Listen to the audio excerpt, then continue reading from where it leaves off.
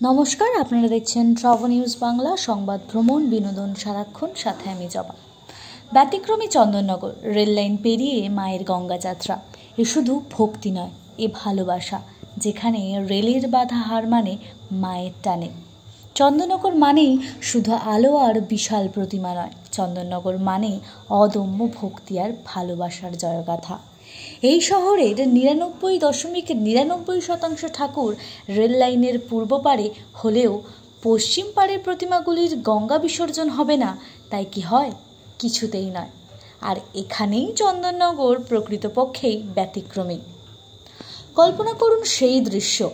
পশ্চিম পাড়ের মাকে প্রথমে লরিতে শুইয়ে সংকীর্ণ আন্ডারপাস দিয়ে বের করা হচ্ছে।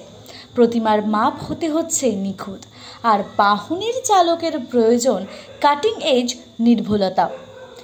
এক চুল এদিক ওদিক হলেই সর্বনাশ। প্রতিমার উচ্চতা, লরির গতি, সব যেন মায়ের ভালোবাসার কাছে বাধা পড়ে এক নিপুণ অঙ্কে।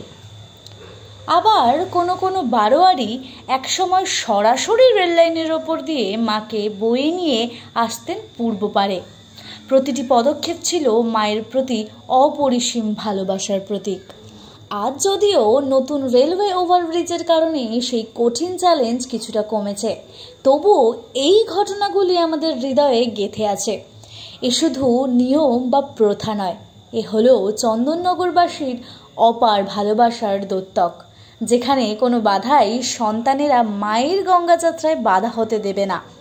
মাগো, তোমার প্রতি আমাদের এই টানই আমাদের পরিচয়। এখনের জন্য এই পর্যন্ত। বিস্তারিত খবর জানতে চোখ রাখুন ট্রাভেল নিউজ বাংলার পর্দায়।